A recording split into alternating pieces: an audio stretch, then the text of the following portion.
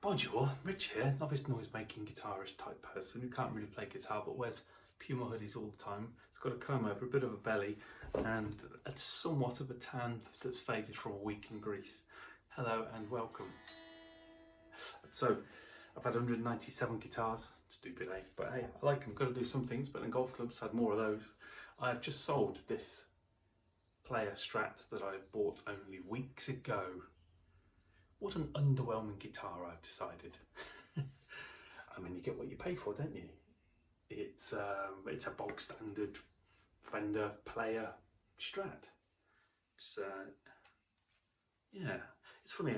The big block up here, I have the Chapman guitars that I so come to love. Don't have that, and you realise actually that that block is a bit chunky wonky. It's a bit of a pain when you want to come up here. Nothing wrong with this guitar, clearly, and super popular for all good reason. And as an ex-display, I didn't pay full price for it. I still paid a decent chunk. I think it was $5.10. Yeah, just not really into it, which is kind of me and Strats all over really. And not very good with Strats. I don't really like the bridge pickup sounds. So I decided to sell it, stuff it, make a loss.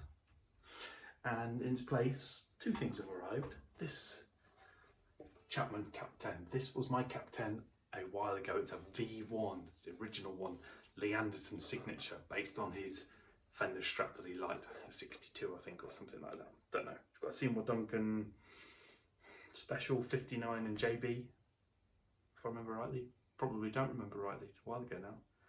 I put the brass saddles on. I've got a thing about brass saddles. Tom set it up. You got a full-size block in the back in there, look. And a super dark rosewood fretboard on this bad boy, and Grover tuners on the back. It's 2013, the old Monkey Lord era.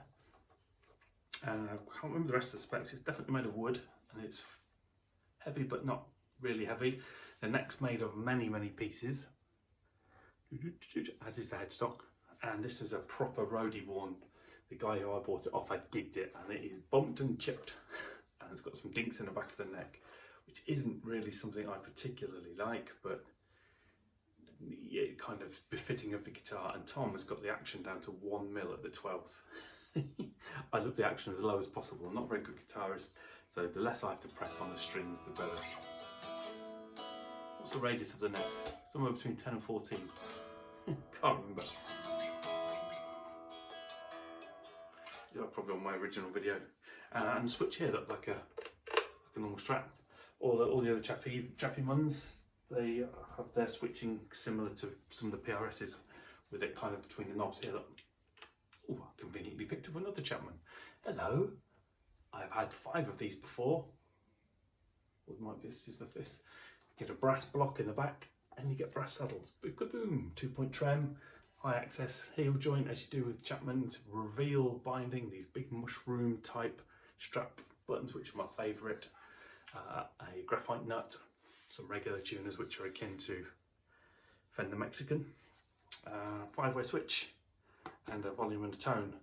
The reason I always sold these was the pickups.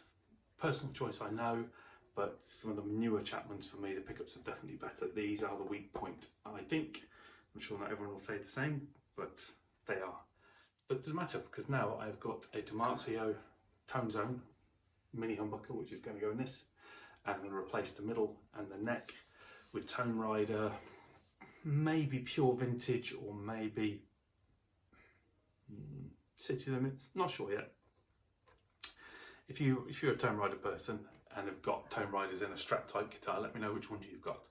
But then that will sound how I want it to sound, and Tom will obviously do the work for me and set it up all nicely and what have you.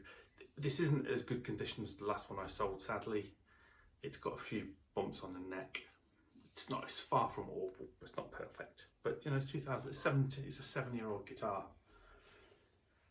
So yeah, so the Chapman itch just won't go away. They just kind of suit me.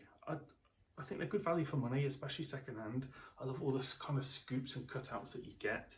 You get sort of decent specs on them. I appreciate nowadays that, you know, you've got truss rod wheels down here and roasted maple necks and various other things like the Harley Benton. the new ST Modern, you can get locking tuners, all that stuff. There's always more. There's always more you can get, isn't there? But for a non-budget level guitar, I think you get a good, honest guitar. If you pay full price for some of them when they first come out, then you set yourself up for a fall. I've done that. If you want to keep it, you're getting a decent guitar for your money, and that's okay. But I mean, if you want to sell it, you lose out.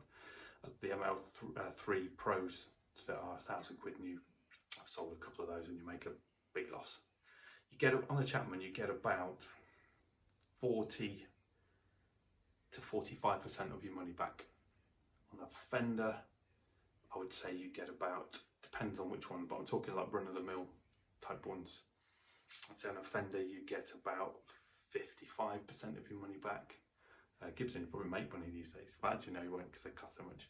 So yeah, so you don't get those. But if you get used, or if you get one in a sale, you get a lot for your money, and they just suit me. They really do. I just like them. I know Rob himself is divisive, but I've met Rob, lovely fella, and I like what he does. He's, I hope Rob doesn't mind me saying this. He's a brilliant guitarist. He can hold his own with a vocal, but you know, for someone who hasn't done stadium tours and made it like big, if you think of someone like you or me playing guitar, just to get to the level he is at, is a lot of hard work, a lot of talent and effort, isn't it? You know, to be able to release singles, albums, play with bands. You're not just your run-of-the-mill musician for that. So fair play to him for working so hard to do that. So I respect that. I respect people who work hard. So yeah, there's that, and then there's the reverse headstock thing, isn't there? At first I hated it, then I didn't mind it, and now I rather like it. I like the string tension difference between the low E and the high E versus the other way around, and it's just a little bit different. So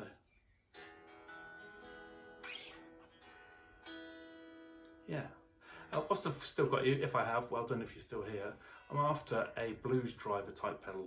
If it has to be the blues driver, then fine, but if I can save a bit of money on something else, all the better. I'm just after an overdrive pedal that's bluesy, drivey, soundy. If you can think of one, let me know. And sorry if this video is a bit lackluster, that is just how I am right now. Have a good weekend all. Bye bye.